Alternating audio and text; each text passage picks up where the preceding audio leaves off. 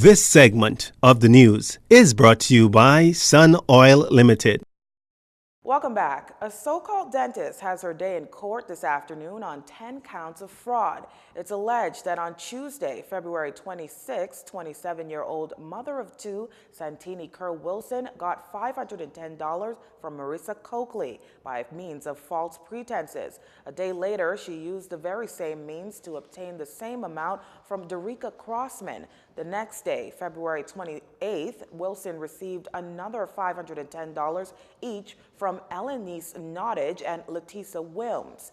Wilson was allegedly back at it when she pocketed another $510 from Martinez Augustine. She's also charged with using the title of orthodontist, advertising as a dentist, practicing as such, and acquiring and possessing proceeds of crime. Now, here's the backstory. According to the prosecution, Dr. Sparkman Ferguson, registrar of the Bahamas Dental Council, received notice of an ad advertising cosmetic braces, teeth whitening, and filling under the name Nicole Wilson. After checking stock, it was confirmed that there was no registered orthodontist operating in the country under that name. Police were subsequently contacted. Police conducted a search a short time later at the Comfort Suites Hotel where she was staying in Paradise Island. Police uncovered the proceeds from her services along with braces brackets. It said she indicated that she was the owner of Italian braces but wasn't qualified to install them. In court today, Wilson pleaded guilty to all charges and was subsequently ordered to compensate all complainants their money on the first 5 counts, pay a $500 fine, or face 3 months behind bars.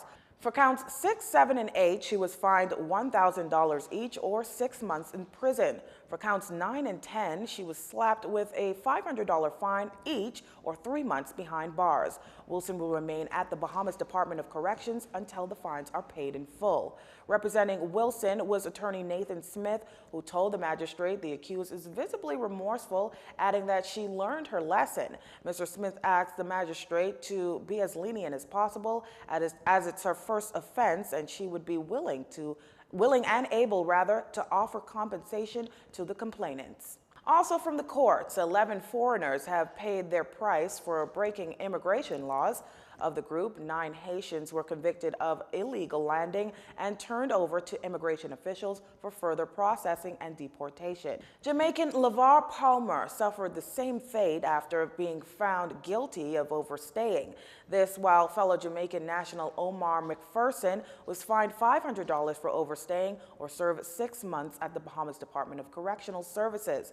The fine was not paid. McPherson was then turned over to the police. A number of accused were arrested during Operation Impact, according to authorities. The school year not without its fair share of illnesses. Inagua was hit with a scabies outbreak a week ago, forcing the school there to close.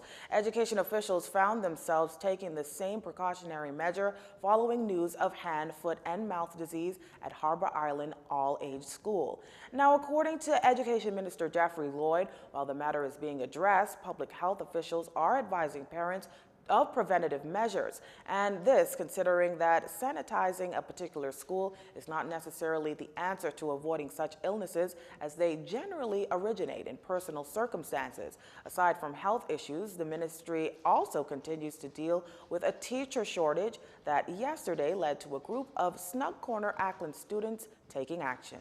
We have secured the commitment of a supply teacher who is a resident of New Providence, but from Ackland, and who will be going to Ackland as soon as matters could be arranged for her to be there, meaning that we will secure the teacher's cottage and at the same time for her to wrap up her business here in New Providence.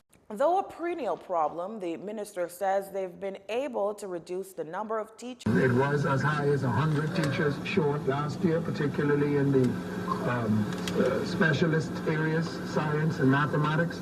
This year it's down to 38, but we still have a challenge in finding sufficient teachers to meet the necessary quota in our Ministry of Education.